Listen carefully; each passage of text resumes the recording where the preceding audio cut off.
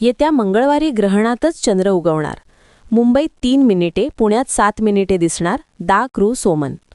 येत्या मंगळवारी 3 मार्च ग्रहणातच चंद्र उगवताना आपल्याला साध्या डोळ्यांनी पाहता येणार असल्याचे खगोल अभ्यासक पंचांगकर्ते दा. कृ. सोमन यांनी सांगितले.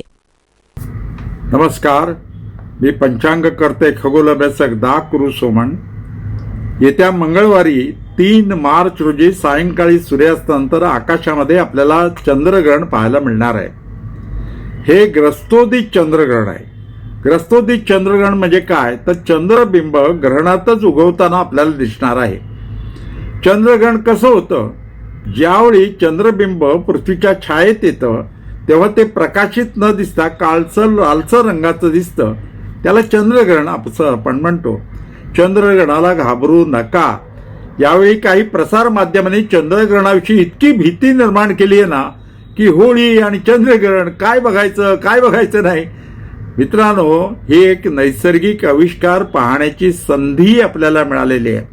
तेव्हा चंद्रग्रहण साध्या डोळ्यांनी मंगळवारी 3 मार्च रोजी पाहायला हरकत नाही. आता हे ग्रहण कधी लागणार आहे, तर दुपारी 3:20 सुरू होणार आहे.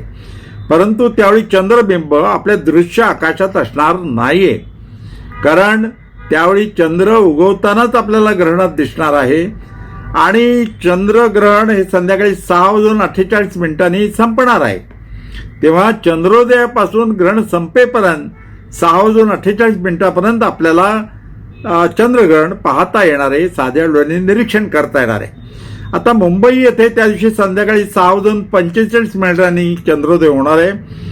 फक्त 3 मिनिटं आपल्याला ग्रहण पाहायला मिळणार आहे. पुणे येथे 6:41 चंद्रोदय होणार आहे. फक्त 7 मिनिटं ग्रहण पाहायला मिळणार आहे. नाशिक येथे 6:40 चंद्रोदय होणार आहे. 8 मिनिटं चंद्रग्रहण पाहता येणार आहे. छत्रपती संभाजी महाराज नगरमध्ये 6:34 चंद्र उदय होताना दिसणार आहे. 14 मिनिटं आपल्याला चंद्रग्रहण पाहायला संभाजीनगरमधून दिसणार आहे. कोल्हापूरवरून संध्याकाळी 6:40 चंद्र उदय होणार आहे. 8 मिनिटं चंद्रग्रहण पाहायला मिळणार आहे. नागपूर येथे संध्याकाळी 6:18 चंद्रोदय होणार आहे. 30 मिनिटं आपल्याला चंद्रग्रहण पाहायला मिळणार आहे. आणि सोलापूर येथून संध्याकाळी 6:33 चंद्रोदय होणार आहे. 15 मिनिटं आपल्याला पूर्वेकडे चंद्रग्रहण पाहायला मिळणार आहे. रत्नागिरी येथे संध्याकाळी 6:44 चंद्रोदय होणार आहे आणि 4 मिनिटं आपल्याला चंद्रग्रहण पाहायला मिळणार आहे. हे चंद्रग्रहण पाहायला विसरू नका. क्वचित घडणारे हे नैसर्गिक आविष्कार असतात.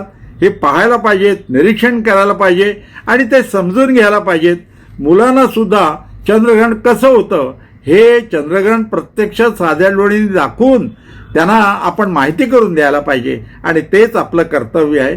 आपण विज्ञान युगात वावरतो तेव्हा चंद्रग्रहणाला घाबरू नका. तो एक नैसर्गिक आविष्कार आहे. चंद्रग्रहण हा एक नैसर्गिक आविष्कार आहे. तो सर्वांनी साध्या डोळ्यांनी पाहायला पाहिजे. सध्या काही प्रसारमाध्यमातून या चंद्रग्रहणाविषयी भीती दाखविली जात आहे, ती योग्य नाही. हे विज्ञान युग आहे. शिक्षक पालकांनी मुलांना चंद्रग्रहण दाखवून त्याविषयी माहिती करून द्यायला पाहिजे.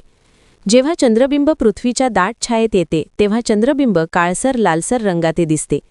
पृथ्वीच्या ज्या भागात चंद्रदृश्य आकाशात असतो तेथून ते चंद्रग्रहण दिसते.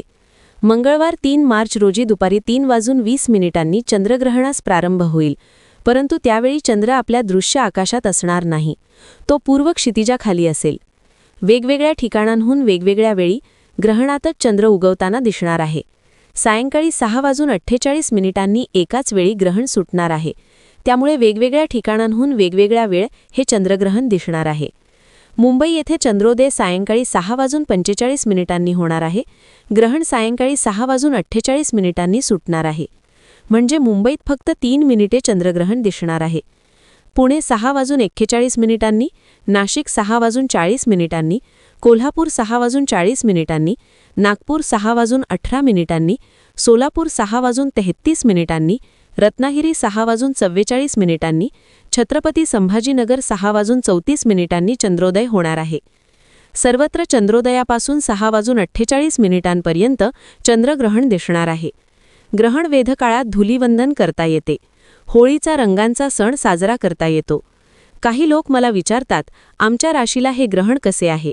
मी त्यांना सांगतो, जे लोक चंद्रग्रहण पाहतील त्यांच्या राशीला हे ग्रहण शुभ आहे, कारण आलेल्या संधीचा त्यांनी ज्ञानात भर घालण्यासाठी उपयोग करून घेतला आहे. ब्युरो रिपोर्ट, जनादेश.